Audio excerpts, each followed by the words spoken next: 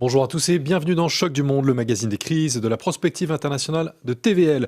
Trump veut tout écraser sur son passage. Un an jour pour jour, après les débuts de son mandat, il tyrannise Emmanuel Macron en le menaçant de droits de douane sur le vin et le champagne français à 200%. Mais est-il si puissant? Est-il pas un peu fragilisé chez lui aux États-Unis à 10 mois des midterms? Alors tout le monde, bien sûr, à travers le monde est stupéfait par Donald Trump, mais peut-être pas Alexis Tarade. Alexis Tarade, bonjour. Bonjour Edouard. Merci d'avoir répondu présent à l'appel de Choc du Monde en physique, en studio pour une fois. Je rappelle que vous avez cofondé le média Divergence Politique et la politique américaine n'a plus de secret pour vous. Nous allons en parler, nous allons faire le bilan de cette année de Donald Trump, de cette présidence de Donald Trump rocambolesque. Alors, si je devais résumer, je dirais que nous sommes quand même dans l'ère Trump. C'est lui qui donne le là de la politique mondiale. Et une ère d'ailleurs qui a commencé il y a 9 ans déjà, pas seulement il y a un an, le 20 janvier 2025. Bon, bien sûr, l'actualité, ce sont les SMS dévoilés d'Emmanuel Macron, bien sûr, qui lui confie ne pas comprendre ce qu'il fait, ce que Donald Trump fait sur le Groenland et lui propose un dîner avec 2-3 autres propositions, notamment un sommet du G7. Vous avez évidemment ces SMS dévoilés par Donald Trump sur Truth Social qui s'affichent à l'écran. Et puis, il y a une autre séquence, elle aussi absolument tragicomique, que je vous propose d'écouter Alexis Tarade. Et puis après, évidemment, vous allez nous donner votre avis, notre avis sur Donald Trump.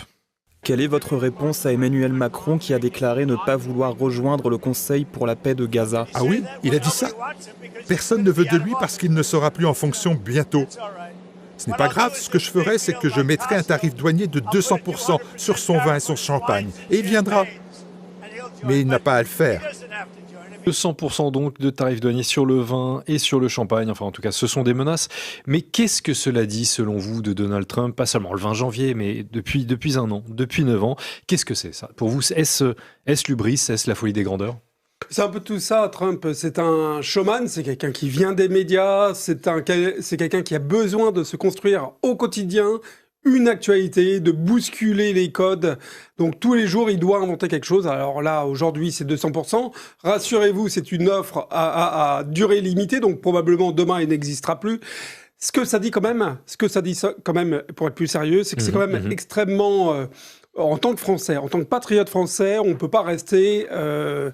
admiratif de Trump dans cette situation-là, parce que Trump, c'est quelqu'un qui vient effectivement d'imposer un racket, puisqu'il propose de faire un peace board, c'est le terme anglais, donc une conférence de paix, sur lesquelles effectivement les membres devraient à l'avenir apporter 1 milliard de contributions. Emmanuel Macron juge pour la France que c'est pas forcément utile. En toute honnêteté, je ne soutiens pas Emmanuel Macron, mais pour le coup, c'est effectivement une bonne décision parce qu'on n'a pas 1 milliard et c'est pas forcément utile dans le contexte actuel. Et qu'est-ce que fait Trump derrière? Du chantage. Et il met ses droits de douane qui ne riment à rien. Donc, si vous voulez, en tant que patriote français, on ne peut pas se satisfaire de cet épisode. Voilà. Votre avis a changé, a évolué en un an? Alors, mon avis... on a l'impression que Trump est devenu un repoussoir, à vous écouter. Je pense que Trump est venu effectivement avec un programme extrêmement clair qui a séduit les Américains. Moi, j'étais pour différentes chaînes télé aux États-Unis pour suivre la campagne, pour donner actualité quotidienne, et je voyais un enthousiasme, une passion autour de Trump. Des gens qui avaient envie de ce changement, qui avaient envie de ce retour d'une politique focalisée autour des problèmes du quotidien des Américains. Et ça, c'était la promesse de Trump. Et Trump avait derrière lui une base de fidèles, les MAGA, les influenceurs, donc que ce soit Candace Owen, que ce soit Tucker Carlson, que ce soit Joe Rogan, etc. Charlie Kirk, il y avait ce soutien, cet enthousiasme. Et en un an, on voit qu'il y a une fracture qui s'opère au sein des MAGA, qui ne comprennent plus, pour une partie, la politique de Donald Trump. On voit que les Américains qui ont soutenu Donald Trump, moi je suis en contact toujours avec beaucoup de personnes que j'ai rencontrées durant cette période de campagne, qui me disent finalement, il est comme les autres. Finalement, donc il y a une déception qui s'est créée, alors pas totale. Alors, nous allons revenir sur le front intérieur, Alexis Tarade, sur les problèmes domestiques, mais pour vous, il y a clairement une déception. Ben, moi, je suis pas américain, donc j'ai pas à être déçu ou pas déçu. J'ai juste à constater que Donald Trump est venu avec des promesses, un programme très clair, et très rapidement, on s'est retrouvé en échec par rapport à ces promesses.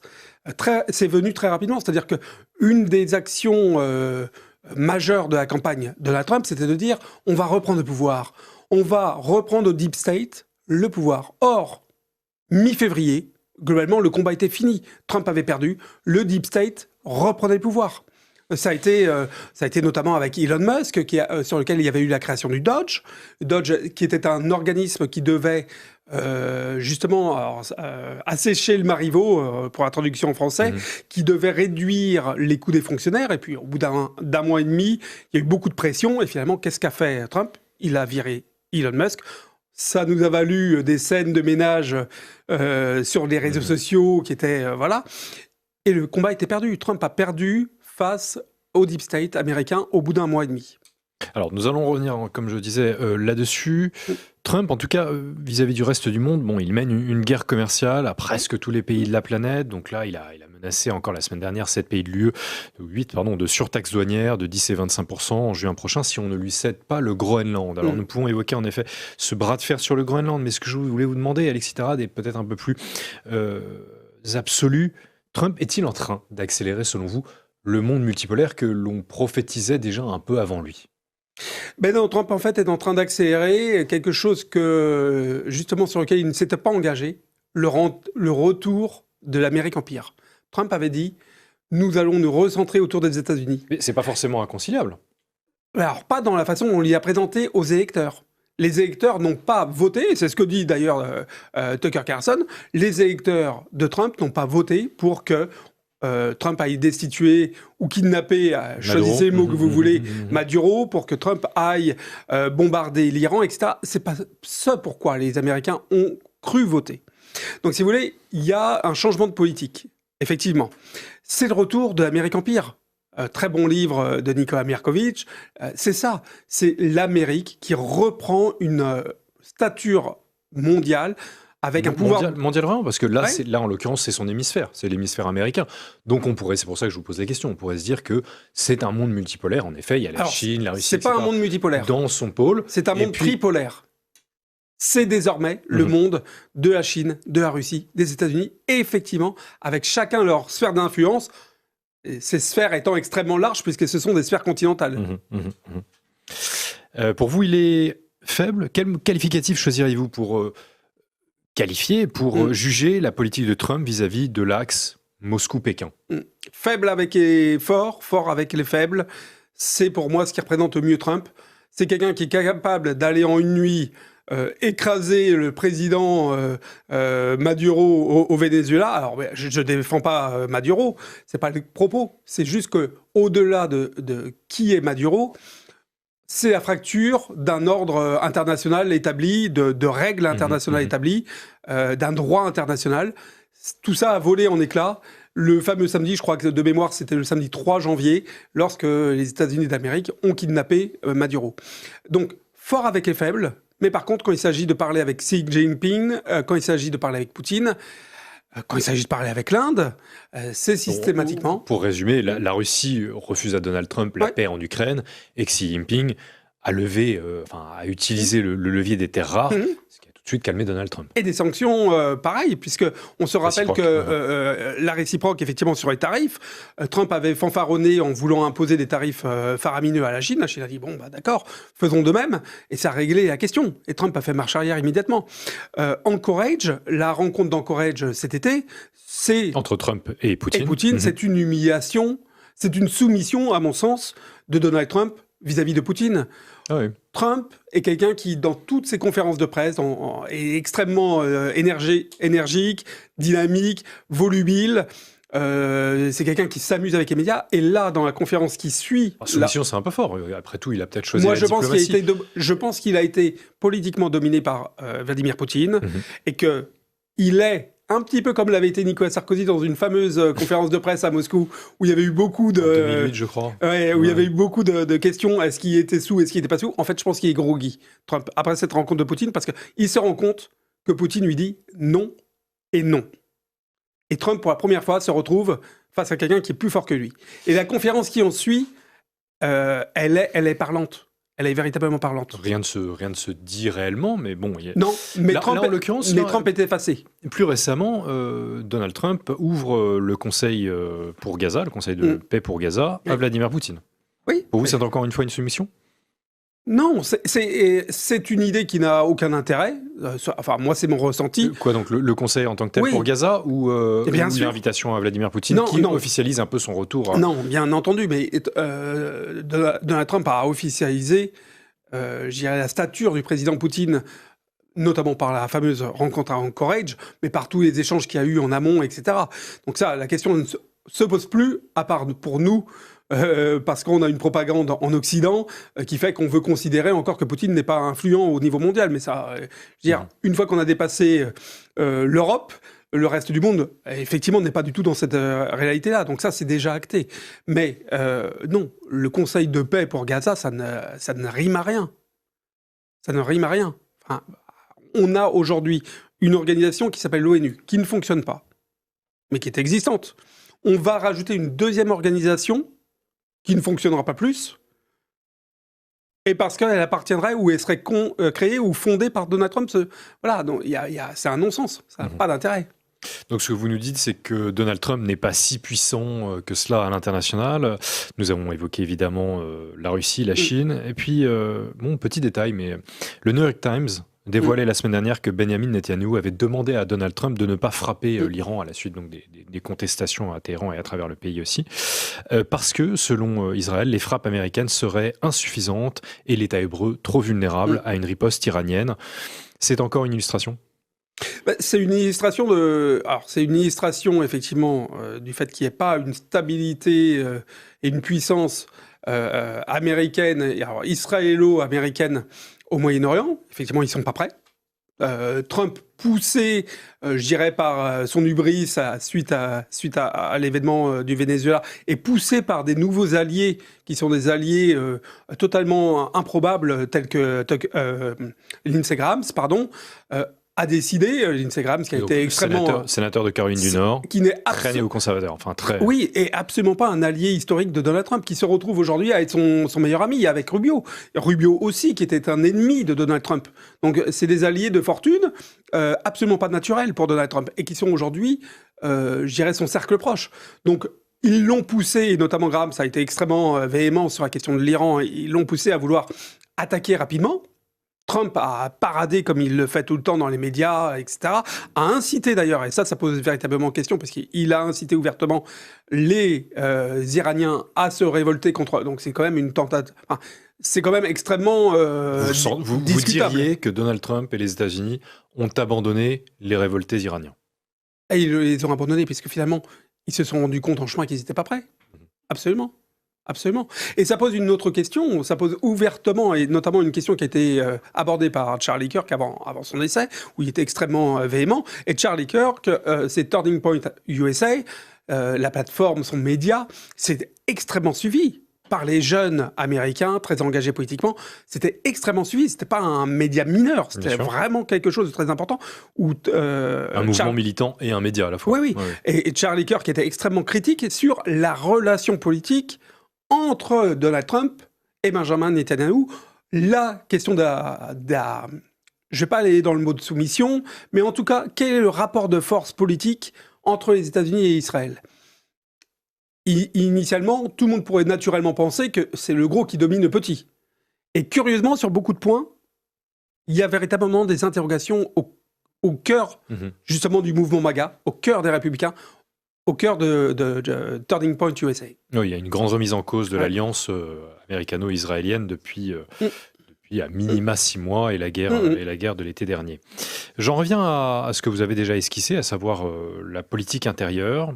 Donald Trump aussi est beaucoup moins solide, beaucoup moins fort, puissant, résistant qu'on ne pourrait le croire. Cela dit, il y a quand même des sondages qui nous indiquent certaines choses. D'abord, selon Real Clear Politics, qui synthétise absolument une dizaine de sondages des principaux médias, 42,4% des électeurs américains, selon encore une fois RCP, approuvent Donald Trump, la présidence de Donald Trump, contre 55,2% qui donc la désapprouvent, et c'est en baisse depuis un certain nombre de mois. Vous pouvez voir d'ailleurs sur le tableau sur l'écran, évidemment, que les courbes s'élargissent. Pourquoi, à votre avis, Alexis Alors, Tarade? Mais avant de vous laisser répondre, je préciserai quand même que il y a quasiment 0% d'opinion défavorable chez les électeurs qui s'auto-identifient MAGA. On est à 95% selon les sondages, encore une fois, ceux de CNN. Bon. Alors, MAGA, il faut être vraiment vigilant. MAGA, c'est un courant que Trump a monté comme un grand pour lui, pour structurer en fait on va dire une milice militante autour de lui. Il l'a monté sur un slogan d'ailleurs qu'il a pris à Ronald Reagan. C'est Ronald Reagan en 1980 qui disait Let's make America great again. Et Donald Trump a repris ce slogan de Ronald Reagan pour en faire un mouvement intérieur au sein des Republicans, pardon. C'est on va dire une milice pro-Trump, qui est jusqu'au bout fanatique et qui est minoritaire au sein des militants républicains, mais qui était extrêmement bruyante, extrêmement dynamique, extrêmement active, donc ils pèsent beaucoup. Ils sont peu nombreux, mais ils sont très influents. Et ce mouvement, il faut le différencier en deux parties. Il faut le différencier dans les personnes qui votent ou qui sont membres du MAGA, les militants, et les personnalités politiques qui la composent. Ces personnalités politiques, il y a aujourd'hui une fracturation. C'est impossible de dire qu'il n'y a pas de fracturation et qu'il y a toujours un soutien à 95% sur Donald Trump dans les personnalités politiques. Alors qui Eh bien, Taylor Marjorie Greene, Massier, enfin, on a des leaders, mais c'est des poids lourds politiques. Qui a quitté, Marjorie Greene, bien sûr, qui a quitté qui étaient des soutiens son siège inconditionnels de Donald Trump, qui étaient les meilleures représentations. Rand aussi, c'était les meilleurs représentants de Donald Trump, si vous voulez. Et ils sont partis. Donc il y a eu cette fameuse affaire Epstein, il y a eu évidemment l'affaire Epstein, elle marque aussi au cœur du MAGA. Et ce qu'il faut dire aussi, c'est que dans le MAGA, il y a, je dirais même, un troisième pôle qu'il faut prendre en compte et qui est très important, ce sont les influenceurs. Et ces influenceurs, ce sont eux notamment, qui ont permis à Trump de gagner cette élection. C'est Joe Rogan, c'est Candace Owen, c'était Charlie Kirk, on va parler des principaux, Tucker Carlson, effectivement, et toutes ces personnalités que je viens de citer sont aujourd'hui extrêmement... ont mis un peu d'eau dans leur vin de Trumpisme. Fortement. Tucker Carlson a même fait, concernant la question du renforcement du budget militaire, a même fait un message en disant... On se prépare à quoi? On se prépare, en fait, les États-Unis se préparent à une guerre majeure, à ce qu'on pourrait appeler une troisième guerre mondiale, globalement. Donc, il y a vraiment des inquiétudes, et beaucoup sont très critiques sur qu'est-ce que fait Trump à l'international. Donc, vous voyez, le 95%, il faudrait peut-être le renuancer. Il faudrait forcément le renuancer. Et ce qu'il faut prendre en compte, c'est que au sein du courant républicain, Trump a beaucoup d'ennemis. Finalement, là où il a le plus d'ennemis, c'est dans son propre camp. Parce que c'est un parti qu'il a pris de force. Lui, l'ancien démocrate, il l'a pris de force et ça a généré beaucoup de frustration, beaucoup d'amertume, beaucoup de rancœur qui se sont tus. Parce que Trump était surpuissant dans les médias, surpuissant dans l'opinion publique, et tout le monde s'est tu de peur. Alors, ça c'est intéressant ce que vous dites, parce qu'il y a ce phénomène viscéral, d'autant plus que ça s'accentue très souvent en fin de mandat. Et là, nous approchons des midterms, c'est le deuxième mandat de Donald Trump, bien sûr. Et évidemment, ça peut être la curée. S'il y a défaite durant les midterms qui doivent avoir lieu en novembre prochain, je rappelle que les Républicains tiennent 53 des 100 sièges au Sénat, ce qui est relativement fragile, et encore plus à la Chambre, puisqu'ils ne tiennent que de 218 contre 213 sièges pour les démocrates. Pour vous, ça sent le roussi? C'est compliqué dans le contexte actuel parce que Trump a une politique, et c'est peut-être pour ça qu'il est aussi actif à l'international, c'est parce que sa politique au national ne fonctionne pas encore, ne donne pas encore les résultats sur le volant économique qu'il souhaitait. Il a été très bon, pour le coup il n'y a rien à dire sur la partie sociétale, ça c'est un succès. C'est-à-dire sur la partie du wokisme, du combat justement idéologique, il a été très bon. Il a fait exactement le programme... Des contacts américains me rapportaient qu'il était possible désormais de signaler à l'administration fédérale toute politique locale woke. Par exemple, si une administration si une université mettait en place des programmes de discrimination positive, on pouvait le signaler à l'administration fédérale qui envoyait donc des enquêteurs pour suspendre le programme de discrimination positive, etc. Et il est là-dessus, c'est un de ses points de campagne sur lequel il est exactement dans les résultats qu'il espérait et qu'il avait promis. On pourra parler de la question d'immigration, de la question du ICE. Il est aussi, quoi qu'on en dise, exactement dans ce qu'il avait annoncé et ça plaît. En tout cas, à sa base.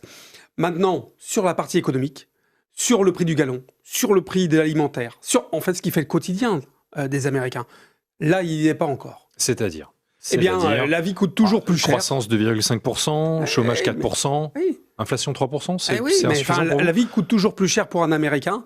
Or, Trump s'était engagé, et Trump est comme ça dans sa communication. Il est parfois jusqu'au boutiste ou extrémiste dans ses mots. Il s'était engagé immédiatement à avoir une baisse des coûts des foyers, et c'est pas le cas. Et c'est pas le cas selon vous. Alors c'est vrai que les tarifs douaniers sont passés donc entre 2024 Biden et Trump 2025 de 2,4% à 16,8%. En fait, ce que vous dites, c'est que ce sont les foyers américains qui paient l'addition. Oui, tout à fait. Vous évoquez quand même son succès sur le front, sur le terrain migratoire. Donc il y a en effet quelques chiffres qui penchent en sa faveur. Je vous propose de faire un petit résumé là-dessus pour que tout soit clair. Pour la première fois depuis un demi-siècle, les États-Unis connaissent un solde migratoire négatif, selon un rapport de la Brookings Institution du 13 janvier. Ce solde a été de moins 10 000 à moins 295 000 personnes en 2025, une inversion spectaculaire après plus de 2 millions d'entrées nettes en 2024.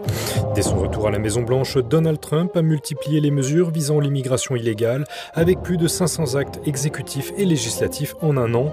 Près de 20% des 225 décrets signés en 2025, soit 38, ont été consacrés à l'immigration, transformant radicalement le système migratoire américain. Parmi les mesures phares, la fermeture quasi totale de la frontière sud aux demandeurs d'asile, une allocation de 170 milliards de dollars à l'application des lois migratoires, une suppression des soins de santé aux immigrés illégaux, mais peut-être surtout le renforcement de la police migratoire, l'ICE. Selon un sondage CNN, 51% de l'opinion américaine estime que l'ICE rend les villes américaines moins sûres, contre 31% qui estiment qu'elle les rend plus sûres et 18% qu'elle a un petit effet. Trump avait promis 1 million d'expulsions annuelles en un an. Le département de la sécurité intérieure en a finalement revendiqué 605 000. Mais à cela s'ajoute 1,9 million de retours volontaires, encouragés par un dispositif de vol-retour offert avec en prime $1 000.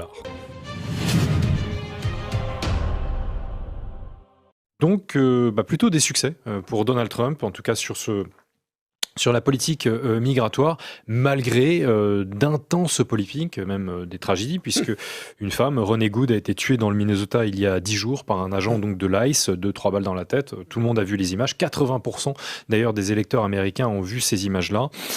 Malgré tout, donc pour vous, Alexis Tarade, c'est quand même une victoire migratoire pour Donald Trump. Et ce qui n'est pas rien, parce que c'était quand même un de ses grands engagements de campagne. C'était un de ses très grands points de campagne. C'était quelque chose qui était attendu par ses électeurs.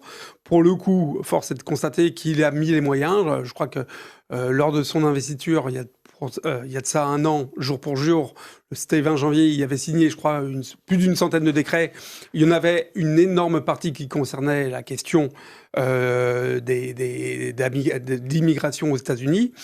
Les résultats sont plutôt bons. Alors, il y a un jeu politique qui a été mené en épingle par les démocrates. Ça, c'est de bonne guerre, qui ont poussé effectivement dans certains États. Alors, je crois qu'il y a un peu plus de 8 États où il y a eu des manifestations assez majeures. On ne va pas parler de réunions mineures, mais enfin, en tout cas, des événements assez majeurs, des manifestations majeures. Il y a la Californie, même la Floride d'ailleurs, Pourtant républicaine. Ouais, et qui est le fier. Alors, c'est le Trumpistan, la Floride. Soyons très clairs. Il y a l'État de New York, bien entendu. Il y a le Minnesota, il y a l'Illinois, il y a le Colorado. Et effectivement, donc des États quand même avec des villes majeures. Tout ça a été, je dirais, attisé ou poussé par les démocrates qui sont en train aussi, et ça c'est à prendre en compte, qui sont en train de reprendre des couleurs. Ils ont été complètement je dirais déstabilisés suite à l'écrasante victoire de Donald Trump il y a de ça un peu plus d'1 an, c'était en début novembre 2024. Ils ont mis du temps à se remettre en route, mais ils se remettent en route aujourd'hui. Donc il y a véritablement aussi une opposition politique qui est en train de se recréer, que Trump n'avait pas pendant sa première année d'élection, enfin de mandat. Alors, on parle de J.D. Vance un peu quand même, pour succéder à Donald Trump. Vous voyez des différences entre l'un et l'autre? Pour vous, quel serait l'avenir du conservatisme, des républicains, du mouvement MAGA aux États-Unis? Donc, quel est l'avenir de la révolution Trump après Trump, d'après vous? Est-il trop tôt pour l'évoquer? Non, je pense qu'il faut il faut commencer à la réfléchir. Je pense que d'ailleurs J.D. Vance est un homme. Moi, j'aime beaucoup J.D. Vance, donc je vais être. Voilà, parce que c'est quelqu'un qui a effectivement une colonne vertébrale politique très claire. C'est quelqu'un aussi, contrairement à Trump, qui est beaucoup plus raffiné, élégant et mesuré dans ses propos. Enfin, c'est un homme politique. Dans le sens positif du terme, là où Trump, pour moi, est un showman. Voilà, en raison de ses origines, rappelons-le, très modestes, du Midwest, me semble-t-il, tout en ayant été éduqué dans les Ivy Leagues. Non, je pense que J.D. Vance fait de la politique. Donald Trump fait du spectacle. Donald Trump, c'est l'homme de You're Fired, son émission, son prime time qu'il a fait connaître, je dirais au grand public américain. C'est quelqu'un qui a besoin de créer le buzz tous les jours, chaque jour, une actualité, parce qu'il faut occuper le terrain. J.D. Vance, c'est un homme politique. Il est là pour... Mais sera-t-il en mesure de réussir là où vous pensez que Donald Trump a échoué, à savoir de briser le deep state? J.D. Vance n'a pas cette hostilité au sein des Republicans. Donc il n'aura pas autant de pression au sein de son propre camp. C'est déjà un point très important pour pouvoir faire de la politique. Première chose. Deuxième chose, je trouve que moi, J.D. Vance est extrêmement malin et astucieux, puisque sur beaucoup de points, il prend beaucoup de recul par rapport à Donald Trump.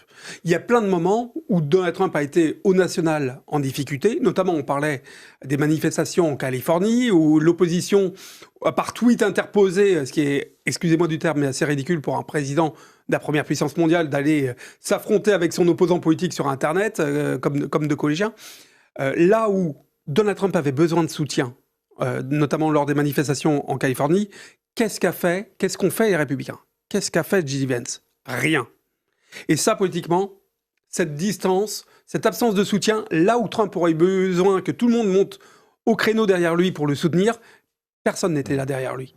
Donc ça, je pense que J.D. Vance est en train de préparer l'après-midterms. D'accord, donc un peu de silence plutôt que du vacarme, si j'ai bien compris. Alexis Tarade, ce sera le mot de la fin. Merci beaucoup d'avoir répondu présent à l'appel de Choc du Monde. Je rappelle que vous êtes cofondateur du média Divergence Politique. Merci à tous d'avoir suivi cette émission, cet épisode de Choc du Monde. J'espère qu'il vous a plu. Et surtout, s'il vous a plu, n'oubliez pas de le commenter et de le partager. Merci à tous et bonne soirée.